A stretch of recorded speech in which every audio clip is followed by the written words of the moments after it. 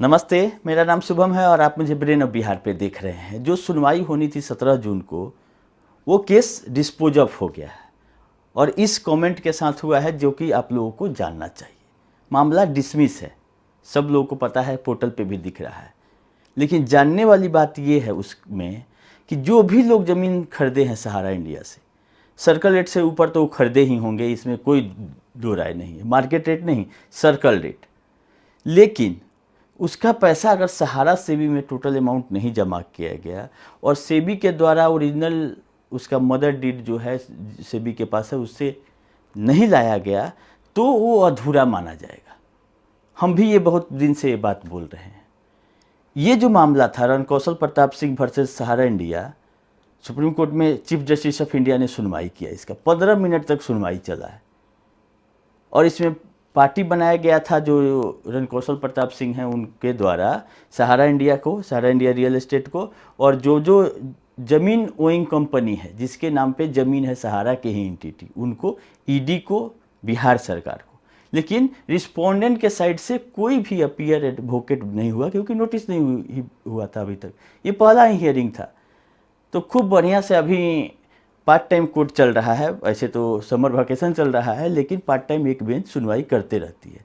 तो अभी संजोग से चीफ जस्टिस ऑफ इंडिया का ही बेंच सुनवाई कर रहा है और इसमें अपने तरफ से कोई भी कसर नहीं छोड़े हैं जो एडवोकेट साहब थे। खैर, एडवोकेट लोग का काम ही है वहीं, अब फीस ही उसी का रहता है बहस का। तो 15 मिनट इनको सुना गया है और इनका यही दलील था कि सुप्रीम कोर्ट ने ही बोला है कि सहारा की ज़मीन बिक सकती है, कोई एम्बार्गो नहीं है।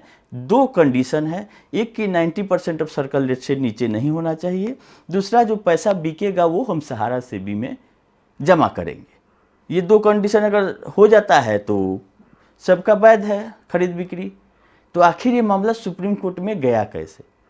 इसलिए गया कि फरवरी 2026 में ईडी ने 42 प्रॉपर्टियों को अटैच किया है। अटैच तो बहुत सारा किया है, लेकिन इस 42 में बहुत सारा ऐसा प्रॉपर्टी है जिसका थर्ड पार्टी एग्रीमेंट सहारा ने कर रखा है और पैसा भी लिया है। टोटल पैसा नहीं लिया है, लेकिन पार्ट पैसा लिया है। तो इनका कहना था कि सर्कल रेट से ऊपर भी है और हमने कुछ पैसा सहारा सेबी में भी जमा किया है। कुछ पैसा, टोटल पैसा नहीं। बात समझिएगा, बाकी अभी उनके पास ही है। लेकिन इसी बीच में ईडी ने अटैच कर लिया, तो आप अटैचमेंट हटवा दीजिए मेरा। तो सुप्रीम कोर्ट का जो कमेंट था जो चीफ जस्टिस ऑफ इंडिया का, वो सुनने लायक है कि ऐसा नहीं है कि आपको कोई मामला सहारा का पता नहीं है, उनका कहना है, और आप इनोसेंट नहीं हैं। इस सबके मिली भगत से खरीद बिक्री सहारा के ज़मीन का हो रहा है और सहारा ने कितने लोगों को धोखा दिया है, कैसा फर्जीवाड़ा किया है, वो हमसे छिपा नहीं है। चीफ जस्टिस ऑफ इंडिया कह रहे हैं। इसीलिए हम आपके रीट को कोई हम ये नहीं जरूरी समझते हैं कि इसका सुनवाई करके इसमें आगे बढ़ा जाए, इसीलिए डिसमिस कर रहे हैं। इसका मतलब ये है कि सारा जो भी चीज़ें हैं वो सुप्रीम कोर्ट के चीफ जस्टिस ऑफ इंडिया को पता है कि सहारा का फर्जीवाड़ा कितना बड़ा है। सारा दलील देते ही रह गए, केस को डिसमिस कर दिया गया। बोला गया कि आपको अगर ज़मीन लेना ही है तो ईडी अटैच किया है तो ईडी से छुड़ाने का प्रक्रिया कीजिए। ईडी कैसे छोड़ेगी? अब जब सब पेपर आपका सही ही होगा तो ईडी क्यों अटैच करेगी आपका प्रॉपर्टी? उससे नहीं होगा तो जब ऑक्शन होगा प्रॉपर्टी का तो आप उसमें भाग लेके खरीद लीजिएगा फिर से। ये भी कमेंट था चीफ जस्टिस ऑफ इंडिया का।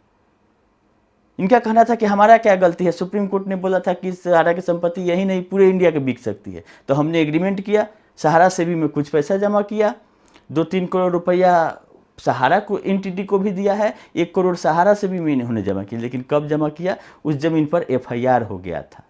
उसके बाद इनका आँख खुला जो खरीदार हैं, और वो 1 करोड़ रुपया उसको सही करने के लिए, गलत चीज़ों को सही करने के लिए इन्होंने 50-50 लाख करके सहारा सेबी में भी भेज दिया है कि मेरा पेपर मजबूत हो जाएगा। लेकिन जब ईडी अटैच कर ली है तो ये ईडी के पास नहीं जाके कहाँ गए थे? सुप्रीम कोर्ट को भी रीट एप्लीकेशन लेके कि कोई ऐसा आदेश दिया जाए कि हमारा रजिस्ट्री हो जाए। तो इससे ये पता चलता है कि सहारा की ज़मीन अगर कोई खरीदा है, अगर पैसा उसका सहारा सेबी में नहीं गया है, तो कभी भी वो रजिस्ट्री को अमान्य घोषित किया जा सकता है कि ये रजिस्ट्री मान्य नहीं होगी, क्योंकि इसमें निवेशकों का पैसा लगा हुआ था। पैसा प्रॉपर वे में सहारा सेबी में जमा होना चाहिए था, सेबी को आपको इन्फॉर्म करना था, उससे ओरिजिनल डीड लेना था रजिस्ट्री के बाद। लेकिन चालाकी करते हुए कि कौन देखेगा नहीं देखेगा, बहुत लोग इसमें अब फंस गए हैं। बहुत लोग तो खरीद, जिसका रजिस्ट्री हो गया वो क्यों जाके कोर्ट में बताएंगे कि हमारा सहारा का ज़मीन हम लिए हैं, अब ऐसा ऐसा। इन लोगों का रजिस्ट्री नहीं लिया गया और ईडी अटैच कर लिया है, अब जाके मामला फंसा है, तभी कोर्ट कर रहे हैं।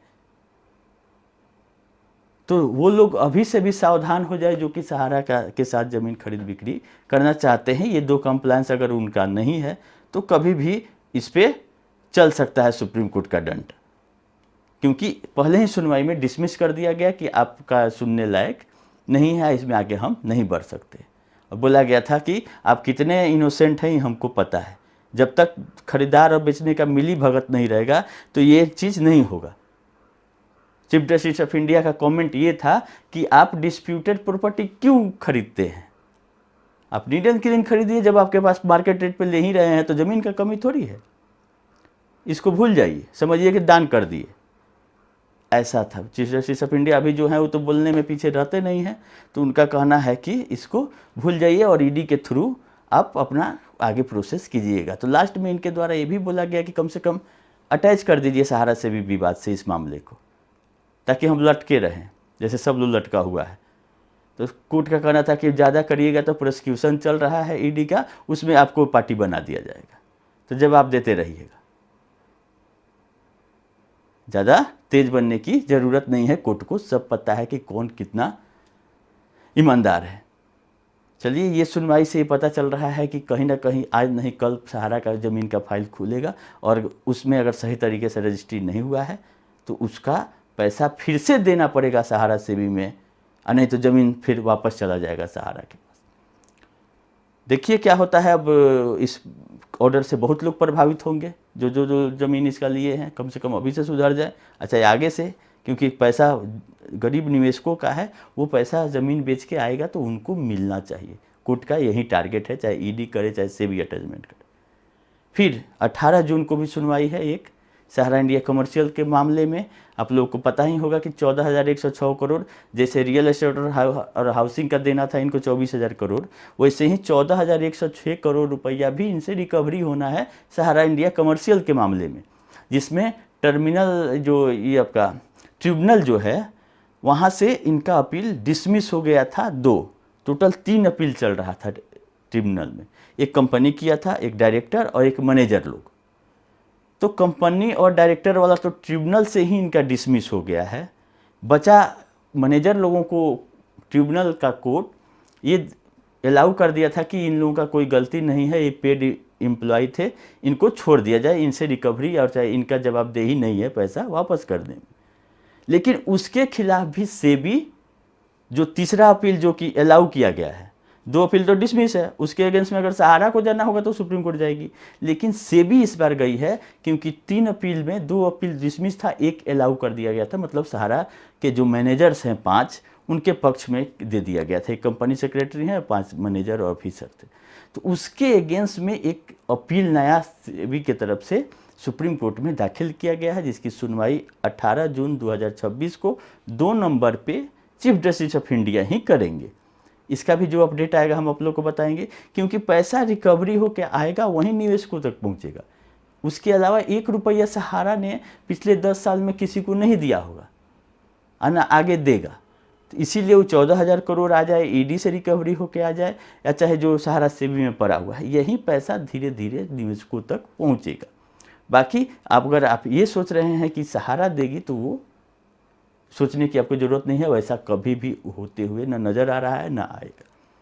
तो हम लोग इसीलिए इस पर ध्यान लगा के रखते हैं कि क्या पैसा कहाँ से आए, वो सहारा सेबी में ही जमा होगा, लेकिन कल होकर जब रिलीज होगा तो निवेशकों को ही मिलेगा।